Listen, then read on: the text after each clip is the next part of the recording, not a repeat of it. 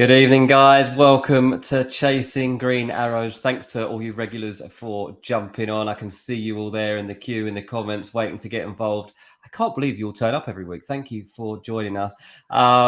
This week we have a special guest, Gianni, fresh off the back of advising me to get rid of Martinelli, take a -4, bring in Odegaard. Conveniently isn't here today. I did follow his advice. I am down. I've not had a good week. But luckily, we've got a guy much better than Gianni on to play tonight. He's going to give me much better advice as I seek to fix this mess I'm in. Only joking, G, if you're listening. But hello, big man Becca. He's here. How you doing, mate? Thanks for having me, Dean. It's always a pleasure to be on the show. Yeah, it's been one of those swingy weeks. A lot of variances have come into play. A lot of us had, let's say, De Bruyne over Mahrez, some bench Shaw. Unfortunately, I was one of those who had Shaw on the bench. I had Ake who didn't show up, didn't have Mahrez. For some reason, Mahrez randomly took the penalty. Pep said after the That's game, it'll be weird. Haaland in the next game. It's just one of those weeks. It just seems like one of those weeks where Pep deliberately trolled us because it's almost as if his rival triple captain Haaland, and he owned Mahrez. Honestly, like this is going to become an issue. So yeah, we have labelled this tonight the Mahrez show. It's frustrating for a lot of people that decided to ditch Mahrez. I think Gianni might have actually ditched Mahrez. Actually, I think he might have been one of those. I think he was unconvinced about having him in for this game week. But look, tonight there's still one more game to play in this game week. Well, one tonight, one in midweek too. So we've got Liverpool and Everton to play in an hour's time. Stick with us until that one kicks off. We will make sure that we're gone so that you can all get on and watch that one. And then, of course, we've got Arsenal, Man City coming up on Wednesday. I'll be honest, like I've hit a bit of a dead end. My season has absolutely hit a brick wall in the last few weeks. It's not been good. So Big Man is going to help me with this in a little bit. Today on the show, we've got my notebook coming up first. We're going to go through our teams. We've got FPL Visa, and we're going to take questions from you. We'll take a raft right at the end as well, and we're going to fire through them all. So if you want to start getting your questions in now, you can. Otherwise, save it until the end, and I will make sure that we get through as many as we can. Let's start just a little bit of Man City talk because it is called the Mahrez Show. How much faith do you have in the guy going forward? I mean, this is the big dilemma, really. Like, he's in really good form. I mean, since game week 17, he's been an outstanding performer, not only in this game, but in real life. Like, Mahrez is pretty much Man City's most exciting, best player right now, isn't he? So do we trust him going forward? He's in the form of his life, and it's just that kind of situation where in the past we've seen that City used to have Jesus on the right, Sterling on the right, but now Mahrez has sort of made that spot his own, and I just don't see Bernardo getting game time in that position, or let's say even Foden playing there regularly. That spot is definitely Mahrez's to lose for now, especially given his performances post restart. He's been absolutely incredible. Having said that, with Champions League around, I'm not sure whether that automatically means whether he's going to start both gaming 24 and 25. I do think there's a rest coming. Whether that happens in gaming 24 or 25 is up to anyone to guess. But yes, he's definitely first choice, and he's a very legit option at the minute. Yeah, absolutely that. CH has Dean in ever-changing rooms. I think, CH, I have found a spot I'm happy with now. After like moving around since lockdown all over the place, I think I've found a place I like the most. So that's what I think. I'm staying here for a bit. It's only supposed to be temporary while the Wi-Fi was fixed, but I got quite comfy. Anyway, my next question on Man City is about Erling Haaland, because in the last 7 game weeks, he's only got one double-digit haul. Okay, it was a good one. He got a hat-trick. But he's now suffering a knock. We don't know if he's playing in the second game this week. Oh, I don't know if I can say this. Do we even need this guy anymore? But look, up until recently, he's kind of ruined the game because we all had to have him captain. And it's only a few weeks ago when it started to open up a little bit, people started to tinker and put the armband on other players. And honestly, this week coming into it, obviously I went Haaland captain because everyone else was. I really wasn't sure it was the right thing to do. Like, I wasn't totally comfortable with going with it, and I have. And now I'm like, right, next time I've got that hunch, I kind of want to go against it. Is that stupid? Or do you think we might get to a spot where you don't need Haaland?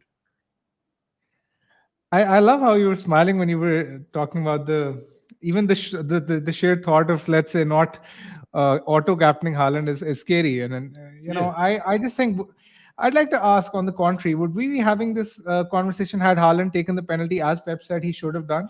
But this is what changes my mind again going forward. Like, as soon as he didn't take that penalty, I'm like, well, hang on, what is going on here? Like, this is one of the main things you count on. Like, what is going on? And not only that, like, Rodri thought he was going to take it. Mahrez had to wrestle the ball off Rodri to even Yeah. take the pen. Yeah. Why? What is that conversation? I honestly don't know what happened, because Pep said post game that Haaland is the main penalty taker, so I would assume that he would take the next one, right? And he has been spotted in training, so I don't think he's going to miss the Arsenal game, especially considering how huge it is for both teams, and considering what is at stake. I just think he's going to play, so that's still some solace for those people who triple captain him. Actually, a lot of people had triple captain him this week. Yeah. So I mean, I don't think Haaland is an immediate concern, but yes, I would say that I'm not 100% sure whether he starts against Forest, actually, because that game is in close proximity to the Champions League game. So I do think he could be at risk. So captaincy could be an interesting conversation this week. Yeah, definitely. I agree with you on that. And that was on my radar too when thinking about Haaland. But yeah, it's hard to make that call. Shad says Jota on the bench for Liverpool. We mentioned this on Friday, like with Liverpool's double game week coming up, we were talking about who we might be tempted by. G was like, we've got to start getting Liverpool assets in. They've got a double game week. And my response was, why? Who on earth from that Liverpool team would you want? Salah doesn't score anymore. Nunez is a threat but doesn't actually score. I was like, the only way I'm going to be tempted is if Jota comes back into that team, then I'm looking at him to try and revive this team. And actually, that is starting to look like it might be feasible. So Jota on the bench for Liverpool. They play against Everton in 50 minutes' time. FPL River says, I have no idea why Mahrez took the penalty, but I'm delighted he did. Bet you did. Colm says Haaland may have felt a tweak before the penalty. Coming to the Liverpool discussion, Dean, I mean, again, Jota, yes, he's back from injury, but with the Madrid game incoming, do you really think he's going to play both the games in the double? I'm not really that sure. So if you're looking for the security of minutes, if you're looking for the security of minutes, I think Salah's probably the only one. And yes, I mean, all it takes is a goal. Let's say he gets a goal tonight. Obviously, a lot of us will be. It's not as if De Bruyne is doing much anyway, right? He's not been delivering. He's not been delivering his value. So might as well go and chase some points with Salah. It's just like sort of going there in hope. Even if Liverpool don't show signs of form, because there is pedigree with the guy. And he is the pen taker, so he can always get a goal or so. Yeah, they just don't get penalties anymore. That's half the problem. Yeah, I know what you mean. Like, I've got De Bruyne. Don't know why. Don't know what I'm doing. Like, these premium assets, it seems like we don't even really need at the moment, because there are guys that are much cheaper, performing much better at the moment. I'm 1974 says Nunez doesn't like weekend games, hoping he likes Monday nights. We'll find out in a minute when that one gets underway. Thanks for everyone that is joining us right now. Please do give us a like CH says further up the chat. It does help us grow. It does help us get noticed. And if you haven't subscribed, which I think most of you in here have, then do that anyway. That we would really appreciate that. Right, let's get on to the first main part of the show, because I'm going to go through my notes from the weekend.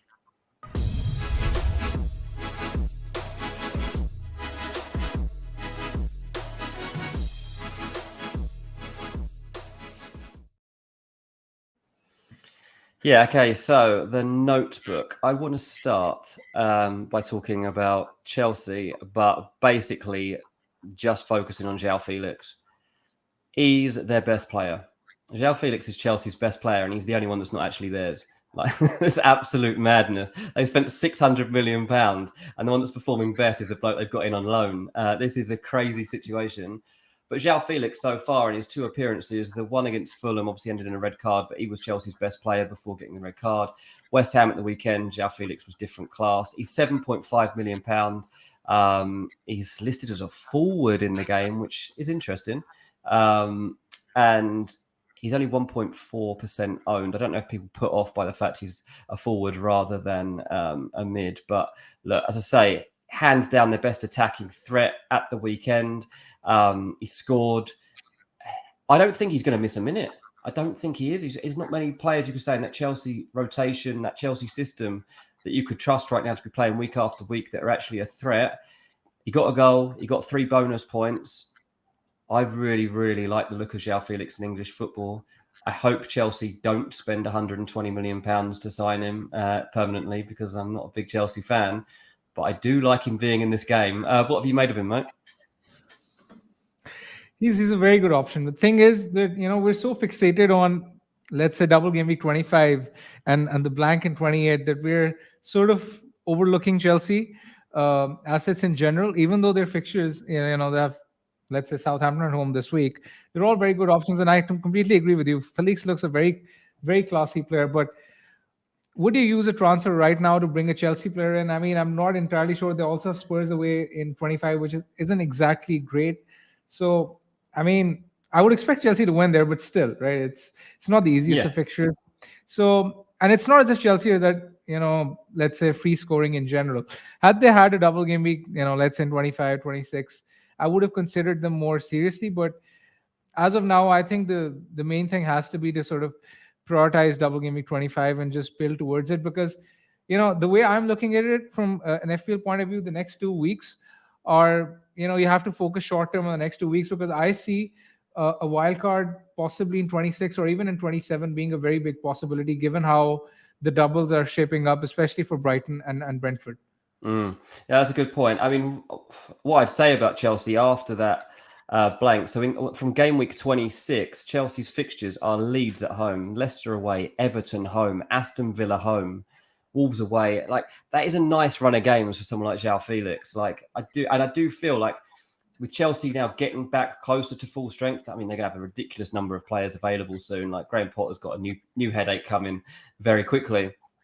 But by the time we get to March, Chelsea are going to be a much different proposition, I think, to teams. And yeah, I like João Felix. So I'm saying stick him on the watch list for now, because I think he's worth watching. This next player, Garnacho, I want to talk about. I don't know that he's an FPL asset yet, but he's going to be one day. United needs to just give him the contract and make sure that we're going to have the possibility to be picking this guy in future seasons, if not this one, because he's magic. And there aren't many players that have that just blink of an eye moment of brilliance that they can just turn on and off. And Garnacho's got it. He's got loads of it. And I saw after, must have been the United's game at the weekend, Garnacho was getting a bit of stick. There was one United fan channel in particular, I think, that gave Garnacho a bit of stick. And I'm like, hang on, this is unwarranted. This is Garnacho. This is a lad that is like, he gets you on the edge of your seat. He makes things happen. Not every game is going to go his way. He's so young. Give him patience. He scored at Ellen Road. United get a 2-0 win. I think Garnacho is very, very special. He's probably not worth the risk, though, is he, at the moment? I mean, he's not getting enough minutes and stuff, but you don't know if he's going to play.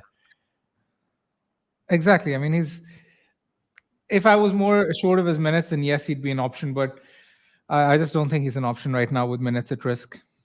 Yeah, absolutely. But definitely, expected minutes are actually a very big thing. You mentioned, you sold Martinelli for Odegaard. I mean, I do think that was the right move. I don't think that was a bad transfer. Yes, you can call it sideways to an extent, but Arsenal did score in the 67th minute. The game doesn't end at 60 minutes, and we've seen enough evidence to suggest that Trossard will be a legit threat to Martinelli in the weeks to come, especially now that he's scored. I mean, I'm not even sure Martinelli is going to start against City. No, right? Yeah.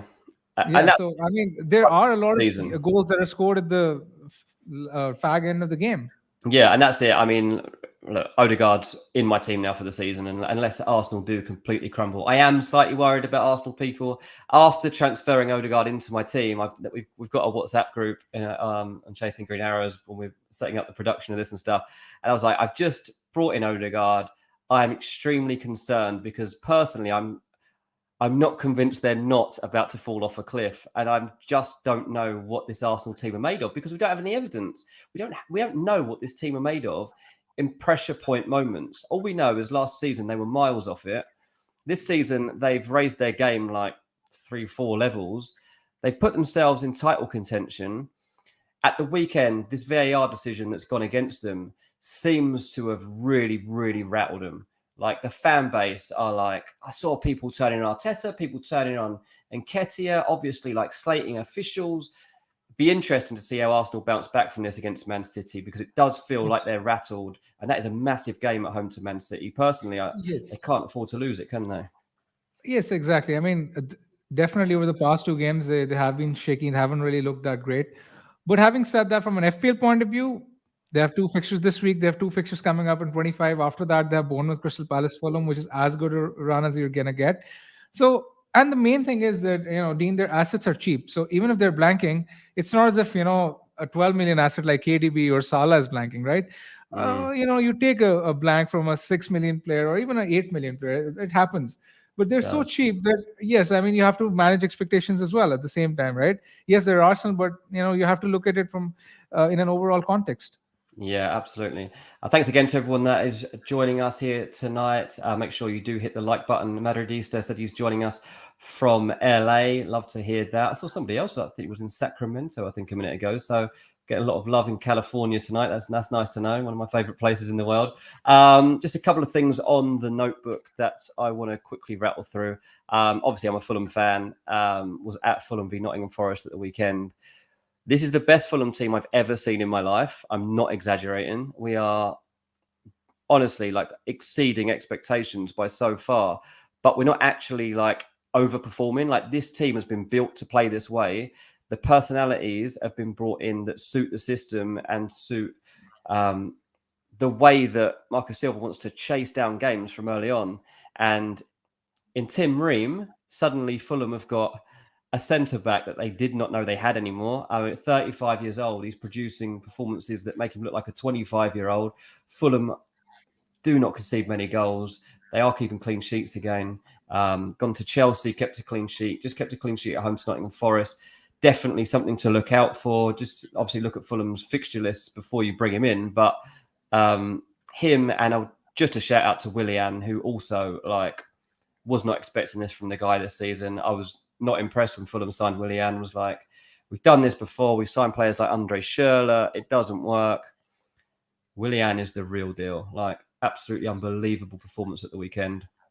Not got that many points in FPL so far this season, actually. I think he's about 20 points behind Andreas Pereira, which is actually quite a surprise, because Willian is as big a threat, if not more of an obvious threat in this Fulham team than Andreas Pereira is. But Yes. when you bring in bonus points and stuff, I imagine he's probably... He's sort of gone under the radar because a lot of us have doubled up on the Fulham attack, like Pereira. Especially, he's so cheap that a lot of us have him already in their teams, and so you're not going to pay like the extra 1 or 2 million for Willian, right? At that price. Yeah, I think that's probably it. By the way, I did actually, while I was at the Fulham game at the weekend, I did actually bump into someone who came over and said, I love chasing green arrows. I watch it every week. I was chatting to him, and then I got distracted and ended up texting someone else. I didn't grab his name. So if you're here, thanks for coming up and saying hello. That was great. It's always good to hear people are real. You're not just bots in the chat. So that's great news. There's real people watching this show. Let's just quickly gloss over the fact that Leeds and Southampton are looking for new managers at the moment. Now, Saints they are tempted and are having a look at Jesse Marsh. Like, what a turn of events here. If Jesse Marsh was to go to Southampton, I haven't seen how this progressed in the last couple of hours, but earlier today when... Did you catch what Nathan Jones said post game, that the red card sort of worked in Wolves' favor because it took the pressure off them? I mean, I've never heard anything like that. I mean, it's ridiculous, right? So he's in essentially trouble when he's coming out with that. Yeah, he's essentially trying to imply that the red card cost him his job. Yeah, it's absolutely the stuff the man was coming out with in the last week or so of being in that job was ludicrous, and he was saying some stuff away from football too about the type of life he could have had, but he chose this hard life in management. As soon as you start talking like that, you're a goner. But it'd be interesting to see who does go in there and what types of performances they might be able to get out of players going forward. So that's my notebook. Is there any particular performances that stood out for you, mate, over the weekend? I mean, you've already mentioned how good Fulham have been defensively. Forest's numbers have improved defensively as well. I'd like to just talk about them in general as well. Fulham and Forest have been two teams which, post the restart, had really poor defensive numbers, but Forest have improved massively. And Navas joining has made a big difference as well. You look at the weekend, you were at the game, you must have seen Mitrovic's chance, a point blank save that he made to Naya Mitrovic, which was infuriating as a Mitrovic owner. But I don't think Forest is that kind of game, especially when Forest are at home. They'll be very compact, and I don't think they're that kind of team which are going to get smashed 4 or 5 goals like you would possibly assume would have been the case pre-restart. Yeah, absolutely. I mean, Forest in that Fulham game, they were forced to substitute 2 defenders in the first 8 minutes. Never seen anything like it. I think it's a record, literally a double substitution. It might have even been on Yeah. 6 minutes. Crazy, but they signed 31 players this season, so they're well covered. Right, we're going to move on from this section. It's time to go through our teams.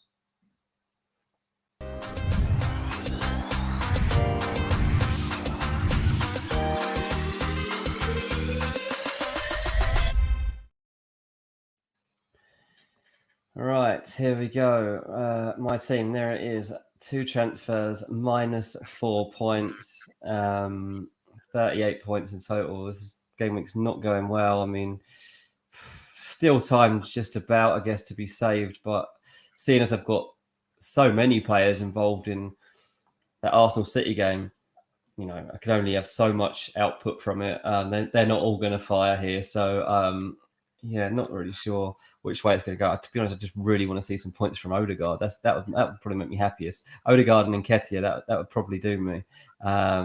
But yeah, I honestly don't even know how to assess this at the moment. I mean, there's nothing to say about this team. The only ones performing for me surprisingly was Andreas Pereira. He got the assist for one of the goals, but he's a decent performer. Brought him in for the reason they were playing Forest anyway. Annoying that I decided this week after all this time to put Almiron on the bench, and he weighs in with a 10-pointer. But I mean, who would have you played him over? Well, it would have been Maybe? Andreas. It'd be Andreas. Yeah, Like that was the exactly. change So I made. it's not a huge loss, right? It's a 4 point No, loss. That's this is still it. Yeah, acceptable.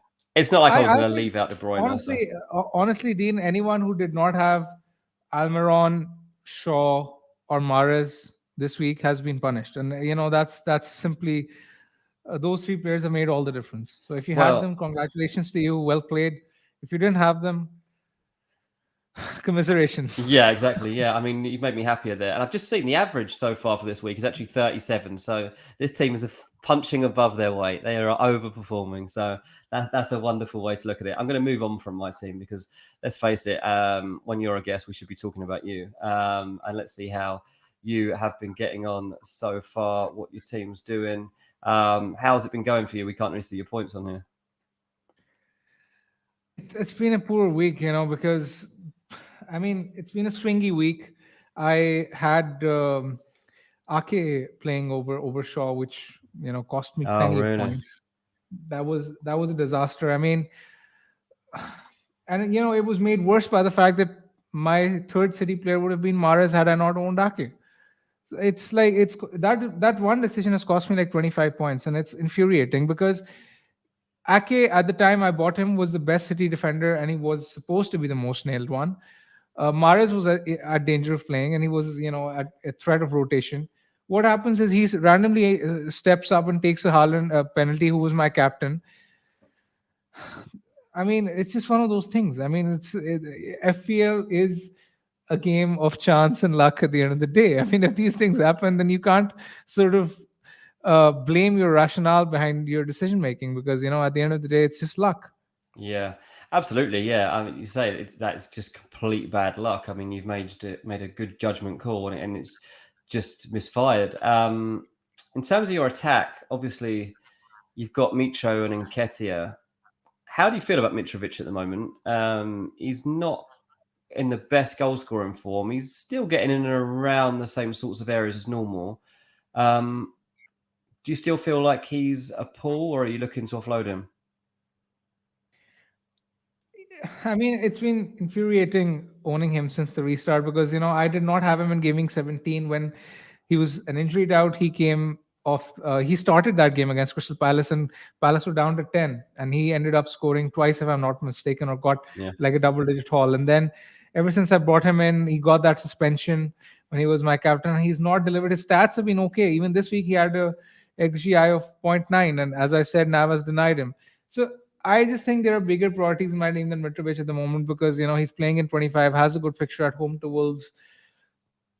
he might even nick something this week away to Brighton. He's on penalty, so he's still a solid pick, but just one of those things which hasn't really gone my way. Yeah. CH says, don't feel bad, guys. I still have Cancelo. I mean, how? What's gone on there, CH? I need more. I need more from you on that one. Like, what on earth are you doing? Hoping that his Bundesliga points are somehow translated over. He's doing well at Bayern Munich so far. Cancelo. Punter says he still has Darwin.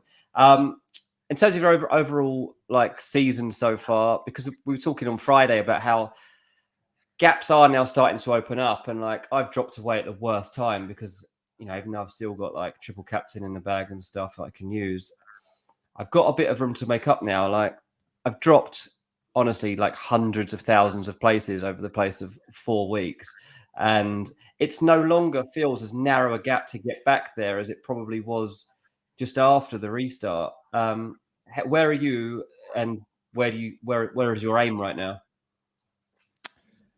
It's an interesting question because I made a very good start after restart. Then I triple captain Rashford last week, which shot me up the ranks. But again, one piece of bad luck. I wouldn't say bad piece of decision making, but one piece of bad luck is just um, sort of brought me back to where I was, and it's infuriating because ground as it is hard to make up. But I still think with so many double game weeks to come, with chip strategy coming into play, free hits, bench boosts, double game weeks, there will be swingy weeks, and I just think that you should just keep plugging away and shouldn't give up because there's still plenty of time. There's plenty of football still to be played. It's not as if we're sat here in game week 35 or 36. There's a lot of football to be played. Yeah, Just absolutely. keep plugging away. Keep plugging away. That's literally my motto in this game year after year, it feels like. But do keep plugging away because, we're talking before the show, actually, me and the producer of the show, and he said, look, you got to keep going because people do start giving up soon. Like they use their triple captain, it doesn't work out, and people just stop logging in. And that's when you can actually make up some ground again and end up with a good position. So we've got to never, ever give up. Matty says, big man, free hit in game week 28. What do you think? It could be an option, and I think it can be made a very powerful option if you couple it with the wild card in 27 and the bench boost in 29. So that combination of wild carding in 26 or 27, free hitting in 28, and then bench boosting in 29 will be very, very popular. As I said, the double game week announcement of Brighton and Brentford, now they're doubling in 27 and they're most probably doubling in 29 as well. At the same time, they're very likely to blank in 28. So that strategy would allow you to get a lot of players from those teams at the same time, ensuring that you maximize on game week 28 if you free hit. So I can see that being a very popular strategy in the weeks to come. I'm not against it. I think it can do well. But what my main takeaway from that is that you should focus solely on the next 2 or 3 game weeks because I think a wild card might happen soon for a lot of managers. Yeah, I think you're right. Small steps at the moment, people. Just take the next game in front of you. Try not to think too far ahead. There's so many double game weeks and blanks coming up that it just becomes too confusing. But we've got a big couple of weeks ahead here. So I'd say focus on that first. We have actually got Gianni's team to go through, even though he's not here today. We can... Has he? Oh, he's got 44 points. He's got more than me. I was going to say, hopefully I can batter him, but I can't. He's Solly March looks like he's dug him out of trouble. He's been regretting this Solly March decision since the day he brought him in because he brought him in instead of Matoma, and he really has regretted it. But turns out Solly March has dug him out of a hole this week. He's got him up to 44 points. He's still got a few to play. So Gianni looks like he's in a decent position here. Looking over this team, how do you assess what G's got here, and what do you make of Bamford up front? 0.6% owned. That looks like a punt in the dark to me. Bamford is, I mean, he's just not looked on it in recent times. I mean, he looks to be short of fitness, and Leeds fans. I've been speaking to a few Leeds fans. They don't want him near the side because he's just not exactly fit. So I'm actually surprised Gianni went there in the first place. In fact, when Mark scored, I was watching the game live. Gianni was the first person who came to my mind because I was on this show last week, and Gianni was sort of he was a bit sad, and he was sort of cursing. He was cursing his luck that Matoma has been outscoring March, despite the fact that March has been putting up good numbers. So I mean, I'm very happy for Johnny that this the differential is paid off this week. At least owning him does sort of make up for not having Shaw in the 11 or not owning Mahrez. So I think he's in a good place.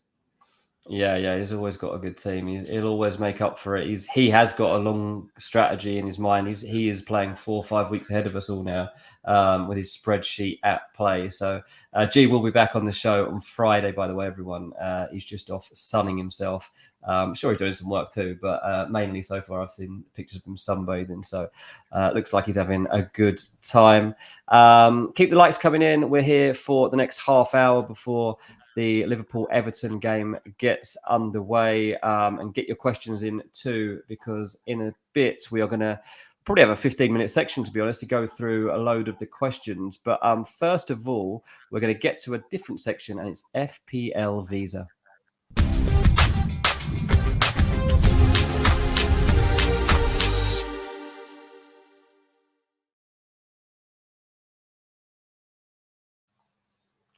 Yeah, so this is the part of the show where Big Man's put on the spot. I ask him whether he would accept, reject, or delay a decision to get 9 different players into his team. If he were to get the chance to do so right now, you could let us know in the comments too on each player whether you would bring the players in right now. We'll start with the defence. Well, Luke Shaw is the first name I've got here on my list. Luke Shaw is someone I really wish I owned, so I presume you're going to say accept. It's a tricky one because if you're buying him now, you're essentially buying him for just 1 week. I won't buy him for sure. But if you have him, I'd keep him this week against Leicester, and then I'd reassess in game week 25, depending on how many players you own who are starting. So I think he's a delay. Yeah, I guess that's a good point. Like, I wish I already had him in my team. I guess I wouldn't contemplate buying him this week. So that's exactly a good way. Yeah, that's a good way of addressing it. But United, they do look. Ten Hag has seriously got unbelievable coaching ability. Like, there's not many coaches that go into a team these days and actually improve players. He's improving so many of these Man United players on an individual basis that you really, as a United fan, would be getting hope right now that this team can actually head somewhere. So that's a good sign of promise. Let us know. Yeah, Michael Scott says keep. Matty says keep. FPL says delay. Damien says delay. Jerry says delay. Yes, I think we get pretty much the gist of that. What about moving on to Chelsea and Reece James, who typically is one of the most popular assets in this game? If you're looking at him coming back now, he got just under an hour under his belt against Fulham. He's had a full run out against West Ham now. And you would imagine with this Chelsea team, I think, soon to get into full flow and start scoring goals again, he's going to become a player that you want. Yes, I think it's a bit of a delay as well because with Champions League coming, I just don't see him as a legit option at the minute. If you're looking at a Chelsea defender, I think Badiashile is a decent option because he's not registered for the UCL, which is a bit of a surprise. And you'd expect him to play the Premier League games, but Reece James, the Champions League around, will get rotated, especially considering his fitness concerns. I don't think he'd play all the league games, so he's definitely a delay. I wouldn't call him a reject because he does have a potential of becoming an option sometime soon, but the next 2 weeks I won't have him. Yeah, mixed bag of responses in the comments. Mark says reject. Michael says delay. Haley, delay too. FPL River says I'd keep him, but I'm very biased. Mark says Potter's playing 4 at the back, less roaming forward. Matty says no chance. Fewer delays and avoids too, which is interesting because Reece James, yeah, he's generally one of the most popular picks in this game whenever he's available. So maybe it's a lack of faith in what Graham Potter's doing with this Chelsea team. Maybe we'll have to wait and see how it transitions. The last defender to stick on you is an Arsenal player. It's Saliba. What would you do with Saliba right now? If you have him, I'd keep him. But if I didn't have him, I wouldn't buy him because I don't think he's the best Arsenal defender of choice to get. If I was getting an Arsenal defender, I would probably get Gabriel. In fact, I would definitely get Gabriel because he's the most nailed in terms of security minutes. And he has the highest goal threat. When you look at the underlying numbers, his XGI is far and above much better than Saliba. And he tends to do better for bonus points as well. So I would definitely go with Gabriel. If you have Ben White, I think he's a hold because he's still first choice. And he was unlucky this week not to have gotten.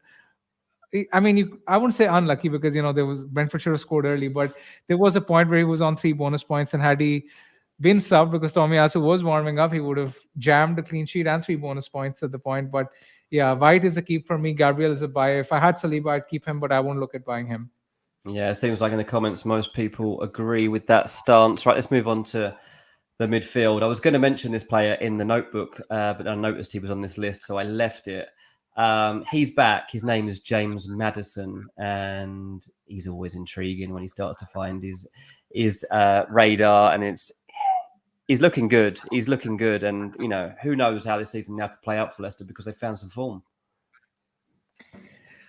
He's always been one of those players who I love to own, James Maddison, and I think he's probably a delay for now because they don't have a double coming up. Next 2 fixtures are against United and Arsenal, but after that, I think on a wild card he can be an option for sure.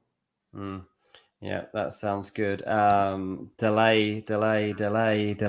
Everybody's shouting delay apart from FPL Big Ed, who says buy Madders. So there you go. There's a big shout out for James Maddison from him. Right, let's move on to someone we've just spoken about actually from Brighton, Solly March. What would you do with Solly March right now if you were offering? Would you accept him, reject him, or delay him? I would delay him as well. I think he becomes an option after game week 25 when 20, because Brighton double in 27, 29. So you can potentially look at buying him in game week 26 and then benching him in 28.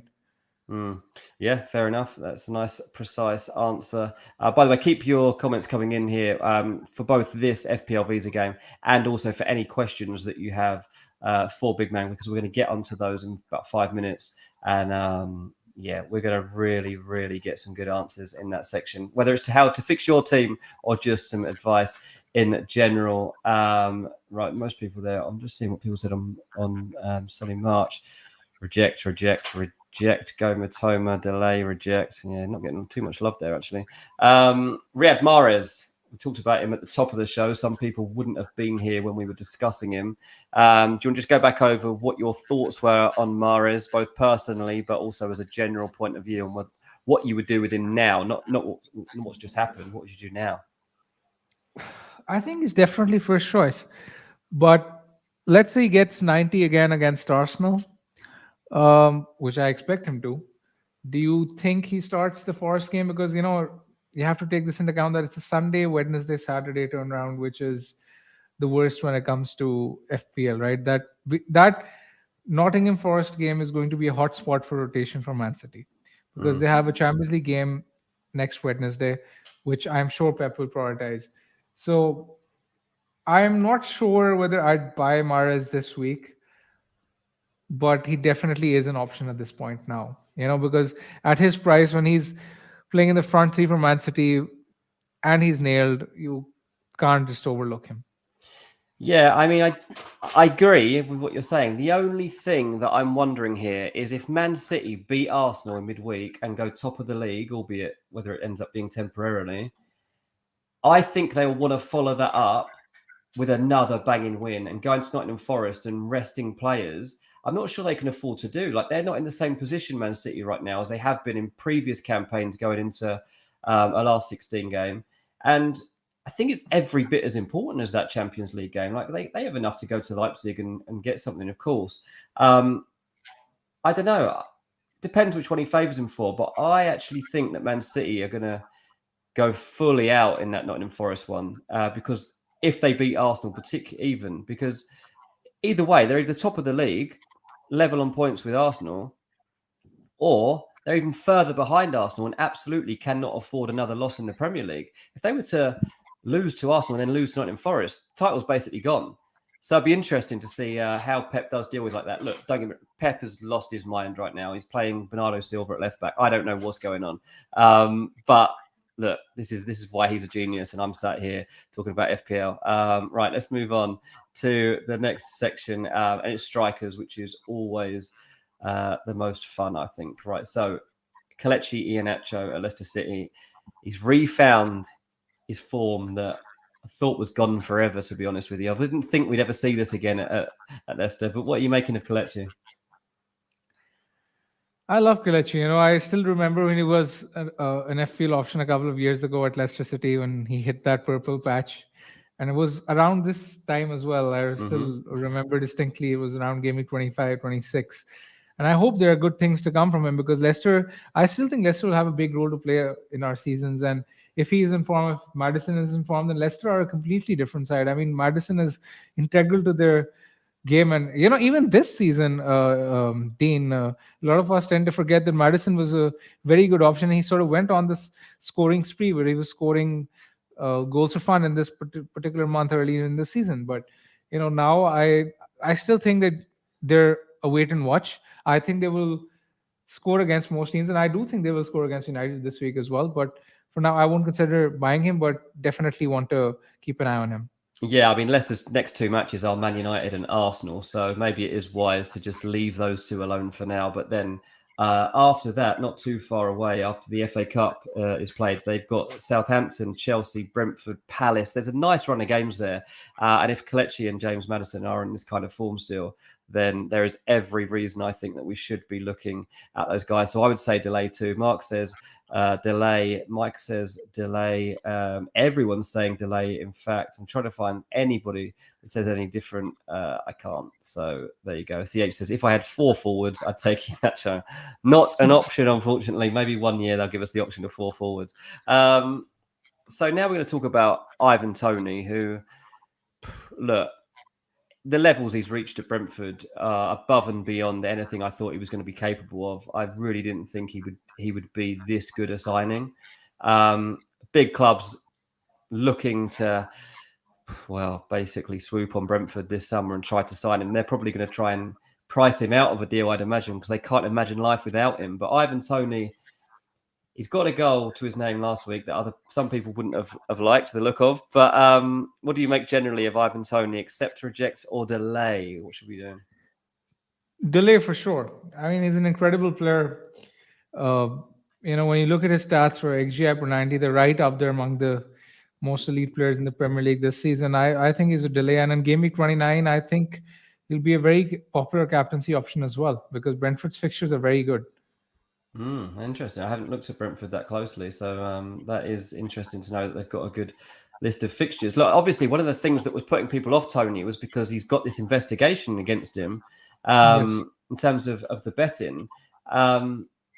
Now, there's really been no steer as to when we can expect a decision on this. The fact that Exactly. Brentford didn't sign Yeah. didn't sign a striker, so for me, that's a sign that they're confident that this is going to ride out for a little bit. Yeah, I mean, it's funny because I think 3 or 4 months ago we were sat here in the same show having the same conversation as to when that betting investigation is going to take place, but nothing has happened, and he's been scoring points for fun ever since. Yeah. So I don't know. I mean, I honestly don't think that we should let that come into the discussion at this point in time. I think a more pertinent thing to discuss here is the fact that he's on 8 yellows and he gets a 2 match suspension if he gets to 10 yellows.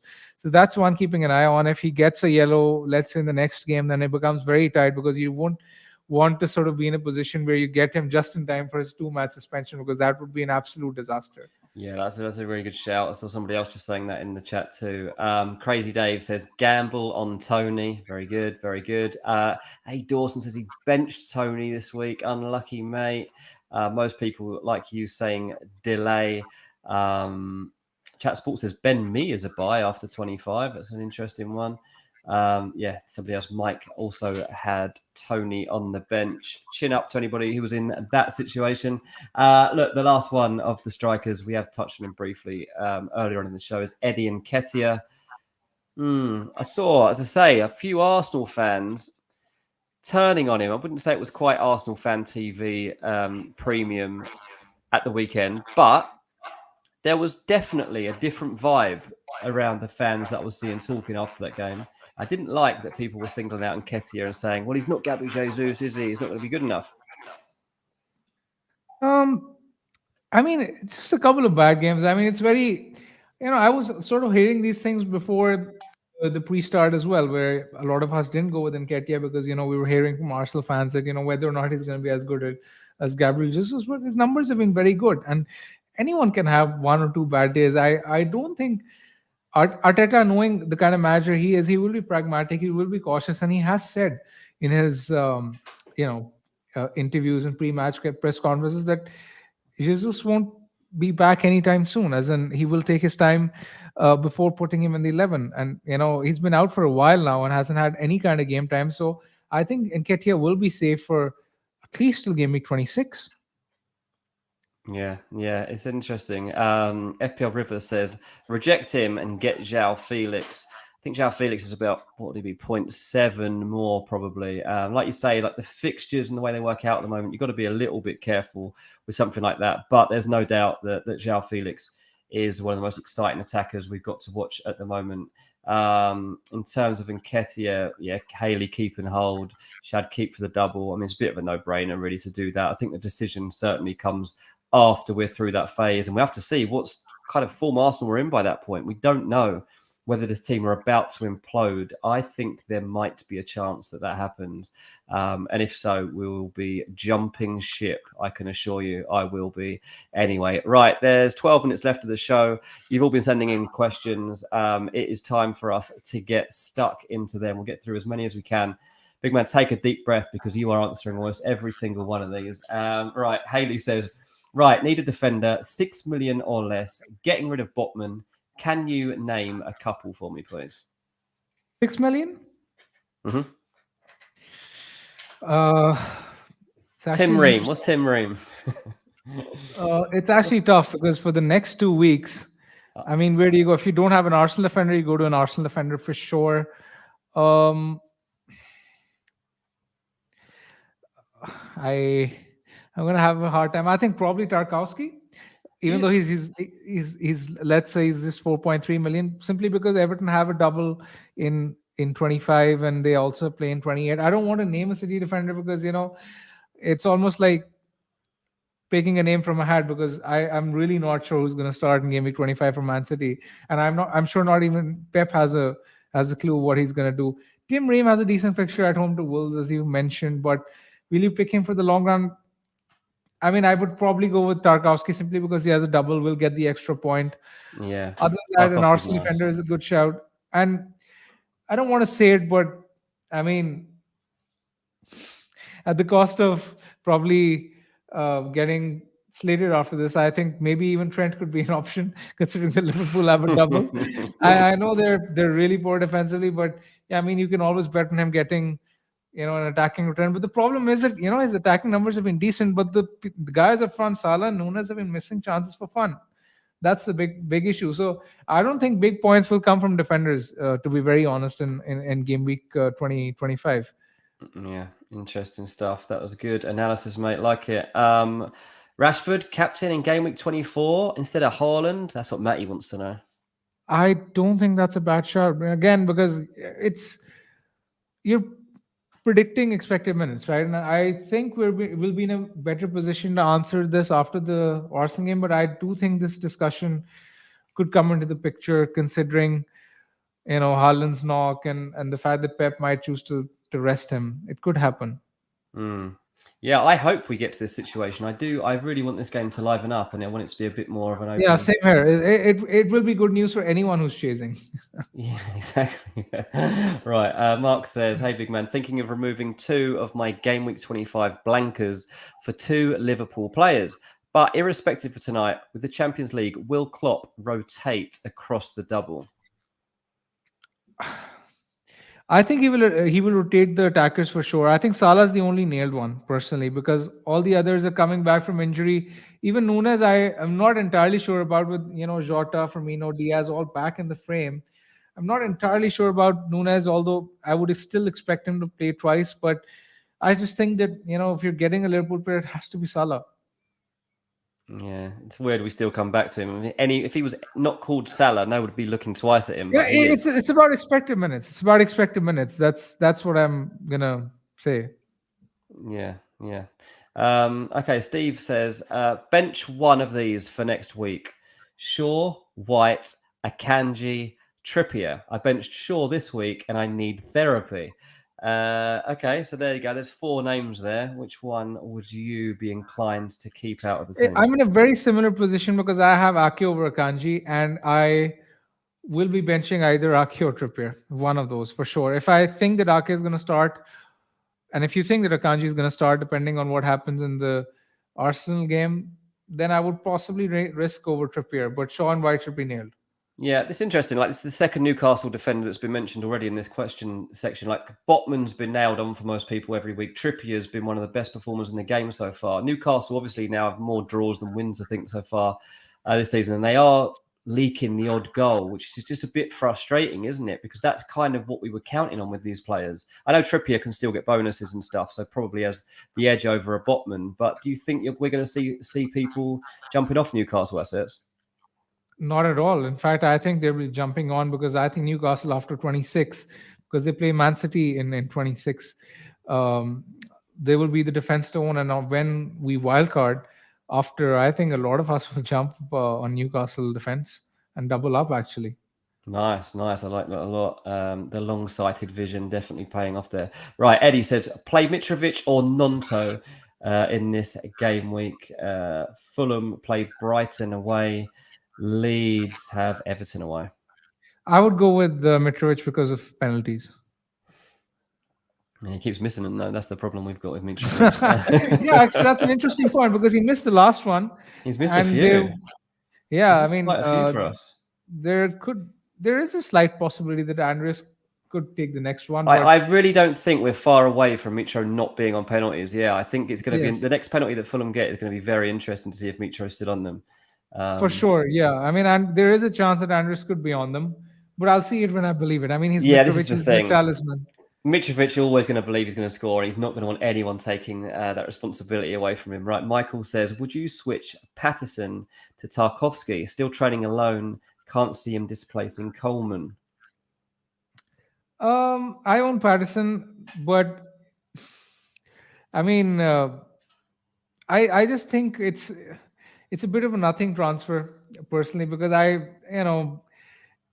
getting in an Everton defender for Patterson, I'm not entirely sure, but yes, I do agree with the Coleman factor that Dyche tends to love his oldies, right? He doesn't chop and change. We saw that with the Burnley as well, that he likes to have a settled defense, and as long as they're performing well, a lot of it depends on results. Let's say the next 2 results goes against Everton, and if let's say Coleman has a horrid time tonight at Anfield, I do think that Dyche will change things, but again, a lot of that is dependent on results.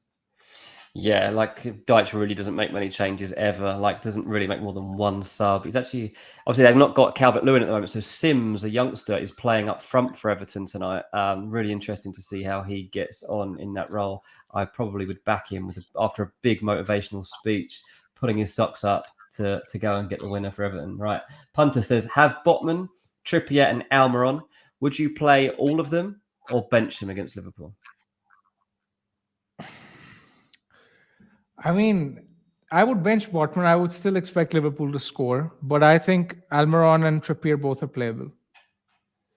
Yeah, I think that is going to be that could be such an entertaining game. I mean, in Premier League like heritage, this game is written into it, obviously, because of the 4-3s and stuff.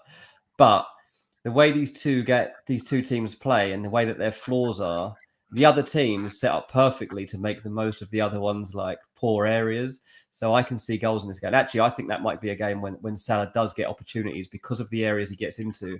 That's exactly where Newcastle have looked a bit susceptible recently. So that is something to really look out for, that Newcastle-Liverpool fixture. Right, Paolo says, Felix or Darwin in for Wilson?